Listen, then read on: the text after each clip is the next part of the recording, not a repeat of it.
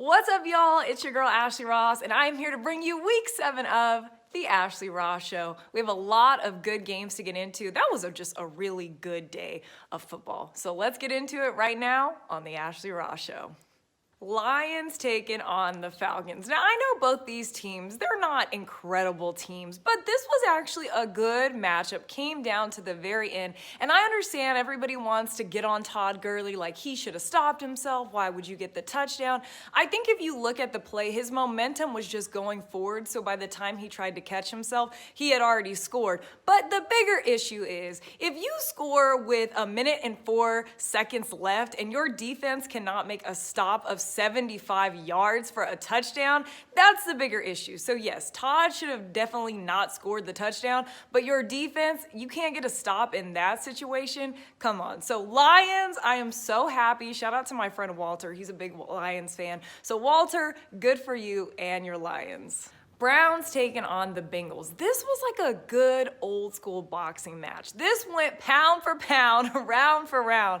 And I needed to see something from Baker Mayfield because everybody has been talking about Joe Burrow, #1 pick. But, Baker in the back of his mind, even though a lot of people say he shouldn't have been the #1, he still is the #1 pick from a few years ago. So I was waiting to see, is Baker really going to respond to this? And especially with Odell going out early, I thought Baker Mayfield had one of the best NFL games I've ever seen because every time he needed to respond, he did. And this game really came down to who was going to have the ball last. So I think if the Bengals had a little bit more time, they probably would have scored again. But shout out to the Browns and Baker. And I mean, Joe Burrow, he's obviously the rookie of the year. He's played phenomenal. The Browns, Odell, he's out for the season with the ACL tear. That does hurt you, but again, the Browns have a lot of different ways that they can win. Defensively, Myles Garrett, he's having a great year. I think he should be up for Defensive Player of the Year. So great win, Browns. Bengals, Joe Burrow, you have found your guy, so that's good, but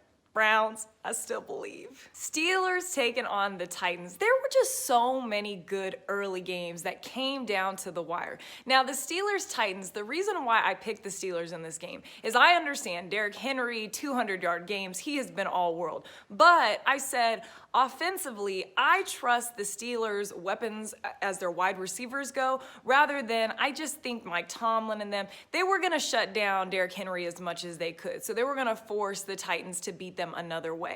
If you look at most of this game, they kind of held the Titans in check. Second half, Titans worked their way back in, and I will hold the Steelers accountable. They kind of took their foot off the gas a little bit, and with a great team like Tennessee, you cannot do that, but they come out with the win. This was one of the best games I've seen all season. I hope we get to see them again in the playoffs, but shout out to the Steelers. Panthers taking on the Saints. Teddy going against his old squad. You know what? I really like Teddy Bridgewater. I know that we kind of put the manager title on him a little bit, but the more and more I watch Teddy, the more I like him. And to me, he still manages the game, but to me, he's a step above a manager, and he just looks like he's getting better week by week. And I get why Carolina came out and gave him the bag.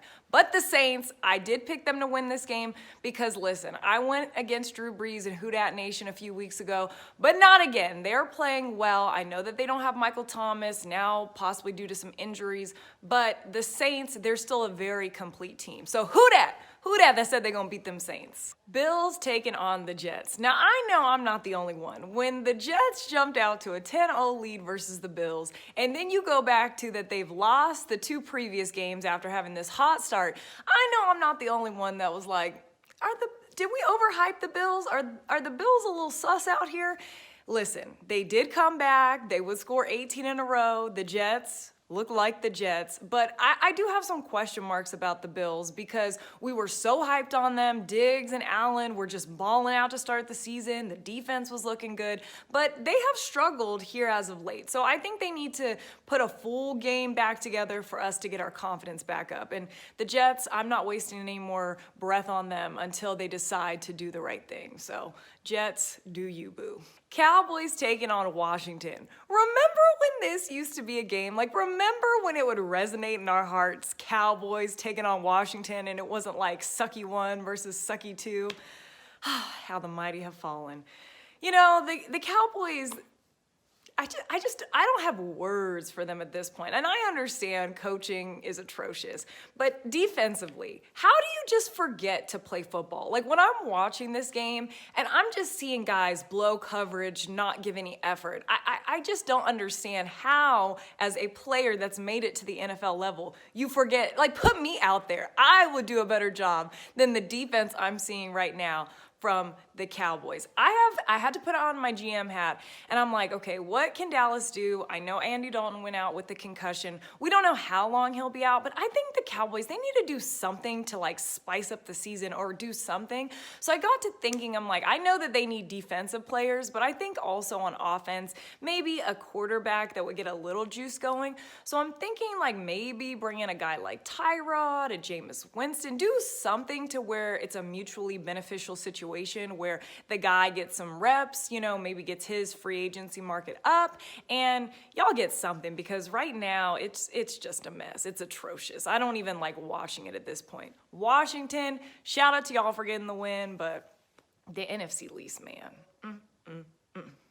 Packers versus the Texans. I had no doubt in my mind that yes, I picked the Packers to lose last week against the Bucks, but the Bucks, as you can see, are looking pretty damn good out here. But the Packers, I said, look, Aaron Rodgers, he knows they need to come out, they need to make a statement in this game, and they did. So Houston, I don't think Houston played horrible by any means, but this was a statement game for the Packers. Aaron had 4 touchdowns, over 200 something yards. So go Pack, go. Houston, you just know what kind of season it is. Y'all ain't really going anywhere. You know, Romeo Crennel, I hope he puts some good games together to get some head coaching consideration, but you know what it is. Speaking of the Buccaneers taking on the Raiders. Y'all gonna learn better than to disrespect Tom Brady out here. Everybody that was trying to call him wash when they had their little struggle period, well, he is silencing all the haters out here. 4 touchdowns, 369 yards, ballin'. And you know what? The Raiders, they were actually in this game for most of the game. If you recall, it was like, I think 20-24. And then the Raiders, like the Raiders do, they had a costly penalty and ended up just giving Tampa Bay the momentum they needed. Big news of the week, Antonio Brown, he is officially signed with the Bucks. And I think that this is a great move for the Bucks. Like the rich just keep on getting richer. Why not? I mean, it doesn't hurt you. And I think that he knows, look, I need to be on the straight and narrow and just kind of fit in, you know, do the teammate thing, and I think he'll be fine. You know, yes, he's had a lot of off the field, you know, drama, but hopefully that's behind him and he makes the most of the opportunity. I'm much happier that he's going to the Bucks than Seattle, so shout out to the Bucks. They keep on getting better. Chiefs, Broncos, the snow game. I love to watch good snow game from the comfort of my warm Southern California home. But I think once things do open up, I definitely want to like really get out there and go to like a Packer game in like 2 degrees. We'll see. But to the game itself, Chiefs, Broncos, I just think the Chiefs, I mean, they're rolling. I mean, there's not much to critique, and especially now with Le'Veon in the mix, I think they're just continuing to roll. Broncos, you know, I don't know if I've ever said this. I may have said this before. My theory is I feel like John Elway minus Peyton Manning, which doesn't really count because that was like a free agency acquisition. I feel like John Elway does not want to have a better quarterback than him in the Broncos organization, because if you look at all their quarterbacks since he's been the GM, they're just like slightly okay, but they're not great. So John, I think you need to put your pride to the side and get a better quality quarterback. Just saying.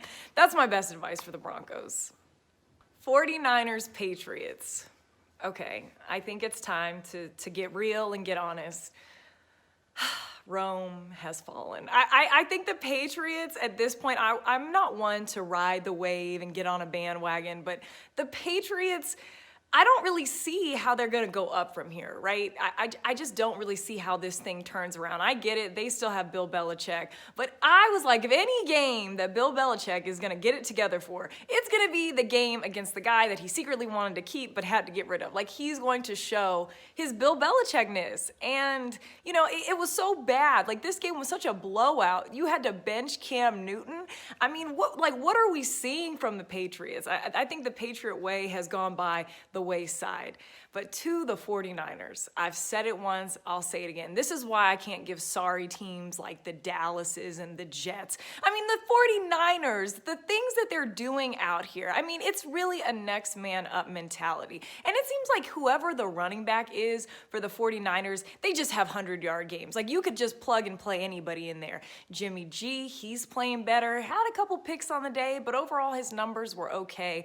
I like the 49ers, and I say that as a Seattle fan. So 49ers, keep doing what you're doing. I think that the NFC West, realistically, especially after Sunday night's game, I think they could honestly have 4 teams in the playoffs.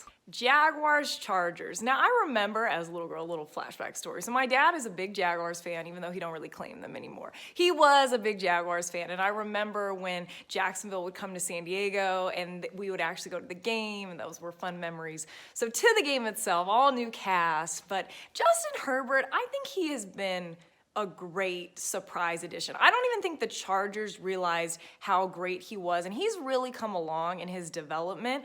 And I think the thing that I really like about Herbert is when you watch him play, he makes the difficult throws, right? He doesn't always make the safe throws, which can kind of cost you sometimes. You're going to turn it over from time to time, but I would rather have a quarterback who is willing to put himself out there rather than always play it safe. So Herbert, I think he's paying big dividends for the Chargers. And even though their record isn't great, I think he is a shining star for the future. Jacksonville, Duval. You know, I said this on my IG story last week. I think, they need to get little Duval in there as the coach, corner, and, quarterback. I don't know what they're going to do in Jacksonville. Tank for Trevor? Why not? Seahawks taking on the Cardinals. If y'all could have been a fly on my wall during that game, my emotions were like up and down, up and down, up and down, and then OT, and then they missed the kick. But let's back it up a little bit. So the game itself, I thought in the first half, Seattle played a really, really good game. But to Arizona's credit, they made adjustments, and they never let this game get out of reach. And that's the thing, when you're a quality team, as long as you kind of hang around and don't really let the game get completely out of reach, you can find a way back. And play of the night, DK Metcalf saves what would be, the pick 6 touchdown from Budda Baker. I mean, what can DK not do at this point? I thought Russell had a phenomenal game. And Kyler Murray, they kind of held him in check most of the game. They played him up. They kept a spy on him most of the game, so he couldn't really scamper and do all his Kyler Murray things. But this is the thing with football. You can only contain a player for so long. Eventually, they're going to break off and do what they do. And I just felt like the Cardinals made better second half adjustments. I felt like Seattle's offense didn't look as solid in the second half, all the way to OT, where they got a gem of the missed kick after he made it, and then you still couldn't do anything. So Arizona, to their credit, they fully deserve to win this game. I'm kind of glad that Seattle got the loss out of the way, because I think when you're going deep into a season and you have that whole undefeated thing, we don't need that. We just need to keep making the playoffs. But great game. Like I said, the NFC West is stacked. Best division in all of football. Good game, Cardinals. And that's it for this week's edition of the Ashley Ross Show. Thank you so much for joining, and I can't believe it. We've made it through 7 weeks. We got plenty more football left to play, so thank you, stay safe, and I appreciate y'all all for watching. Take care. Bye.